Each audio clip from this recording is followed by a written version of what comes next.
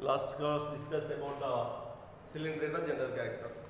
What character? Cylindrate, general character. The third phylum, the first phylum is the Protozoa, second phylum is the Porifera, third phylum is the cylindrate, is also called as Cnidaria. So nidoblast containing animals are included in Cnidaria.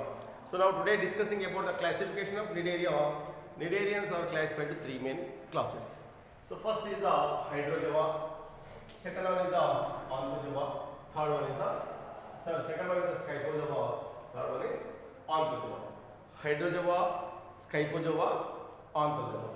Hydrozoa, Scyphozoa, Onthozoa. So here the cylindrites are classified into three main classes: Hydrozoa, Scyphozoa, Onthozoa. So generally on which basis we are classified means generally you know already polymorphism.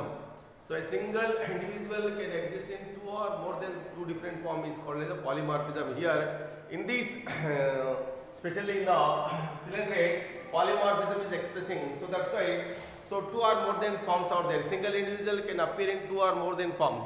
So on that basis we are classified into three main categories. First is the Hydrozoa. So these almost all the Hydrozoans are purely marine form. They are not present in freshwater form. Terrestrial animals are not there. The purely marine forms. Hydrozoans are purely marine form. So generally they are appear in the colonies or some are sedentary form. So colonies, a group of animals can able to together live, and some are sedentary. It means they can attach to the animal substrate. They can't go one place to other place. Such kind of animals are included in the Hydrozoa. So these Hydrozoans are radial symmetrical animals, and also both polyp and medusa, both zooids are present. It means polymorphism is also very successfully expressing, especially in Hydrozoa. So mesoglea is generally non-cellular, you know already in between the two layers. So mesoglea they don't contain any non-cellular means they don't contain any cells. So cylindron is not divided. There is no subdivision in the cylindron. So reproductive cells are derived from ectoderm. It means sex cells are, that is the homos forms, can able to derive from the ectoderm. So these are very beautiful animals because of they are expressed in the polymorphism. So these are the main important characters about the Hydrozoa. So what are the Hydrozoa? Mostly marine, cheap, generally they appear in the colonial form, some are sedentary form, radial symmetrical animals, both polypets are both containing animals, mesoglea is non-cellular, cylindron is undivided, reproduction is generally reproductive cells are derived from ectoderm, polymorphism also expressing animals are included in Hydrozoa. So next one, Scyphozoa. Scyphozoa is commonly called as jellyfishes. Scyphozoa is commonly called as jellyfishes. Generally more sedentary marine forms generally. So tetraradial symmetrical animals, you know here radial symmetrical, there are also tetraradial symmetrical animals. Generally medusa is predominating, it means polyp is generally reduced. So medusa is predominating, polyp is 99% reduced. So mesoglea is cellular. Here whatever mesoglea is non-cellular. Here mesoglea is cellular. Mouth is surrounded by four arms. Cylindron is divided into four intraradial packets. You know already cylindron is not divided. Almetrica is not divided. Any subdivisions are not expressed. But here what happens? Cylindron is divided into four important radially divided, four important packet like division is takes place through the septum. So reproductive cells are derived from the ectoderm. So these are some important characters about the Scyphozoa. So next one, Onthozoa. So Onthozoa animals commonly called as sea anemone. So generally sea anemone. So almost all the solitary forms, some are colonial forms generally. So these are exclusively polyp form. It means almost all the what form here? Polyp. This is a purely medusa form here. The polyp mouth is divided. Mouth is linked to the stomodium. Stomodium is also recommunicated to the cylindron. So mesoglea is cellular. So here mesoglea is non-cellular. Mesoglea is cellular. It mobile cells are there purely cellular here. Cylindron is divided into numerous sub-compartment. Here what happens? Almetrical is not divided. Cylindron is divided four chamber. Here uncountable chambers are there. Reproductive cells are derived from endoderm. So this is commonly example of sea anemone, right? Coralliums are the example of Onthozoa. So like that, Hydrozoa, Scyphozoa, Onthozoa, three different kind of groups are present in the cylindrate. So cylindrate or Cnidarians are classified to Hydrozoa, Scyphozoa, Onthozoa. In these first your mind is applied on the basic differentiation between three classes mean. So generally here radial symmetrical. Now listen here. For mostly very important, mesoclase non-cellular, mesoclase amoeboid cellular, mesoclase cellular. It is the main important structure here also. Next one, polyp medusa both are present. Polyp is predominating. Here medusa is predominating. Sorry. Here polyp medusa both are present. Medusa is predominating here. Polyp only predominating. So and also the alimentary canal is undivided. Cylindron divided to 4 pocket, 4 chamber here, numerous chamber. So these are the main important differentiation between the Hydrozoa, Scyphozoa, Onthozoa. So this is the classification about the Coelenterata. Already in the examination, 5 marks question will be asking like that.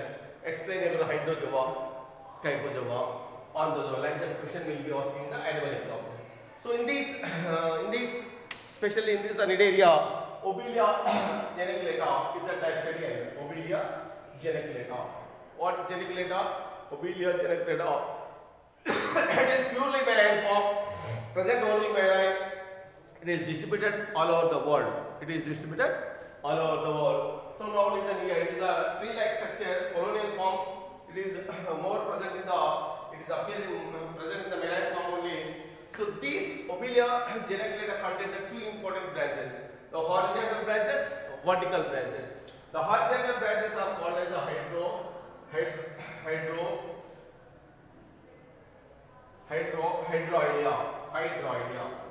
What is hydroidea?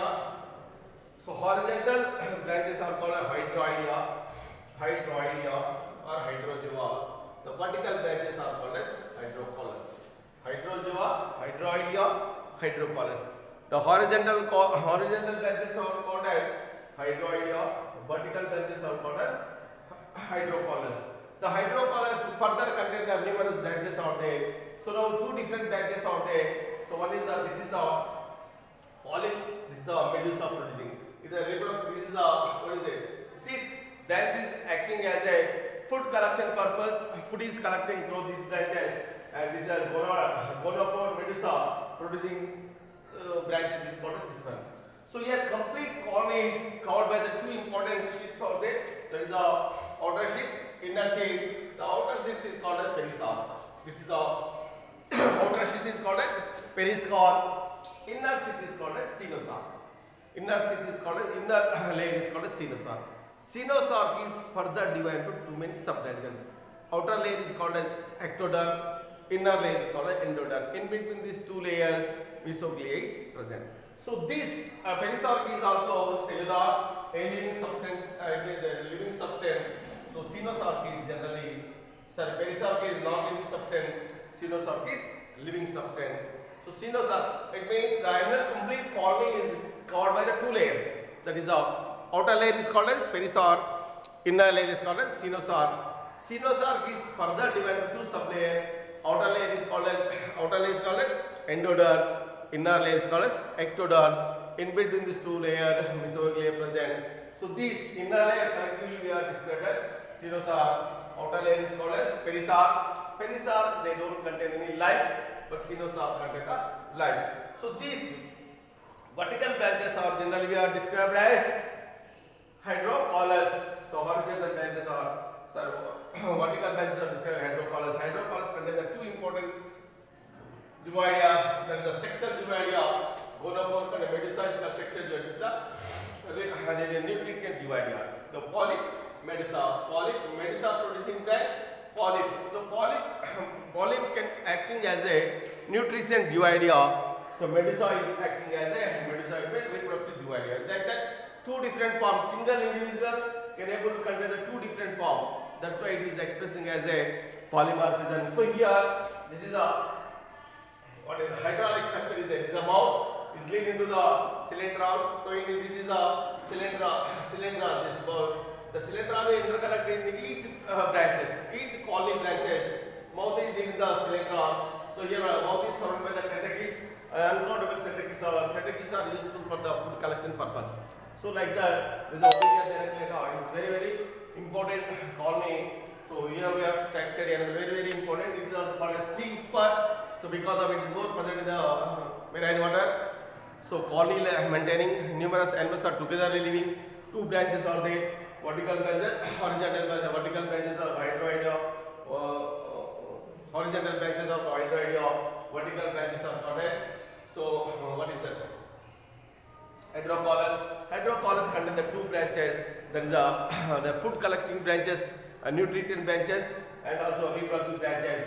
So this is the reproductive branches. These are the what are they? Nutrition. Nutrition branches means food collection branches. So reproduction branches can able to produce the reproductive cells. So like that, the two are alternately present. One after another, like that. One after another is present. So these geniculate are like that, continue one after another, numerous together living in male and one. So okay, tomorrow discuss life cycle about the Obelia genera.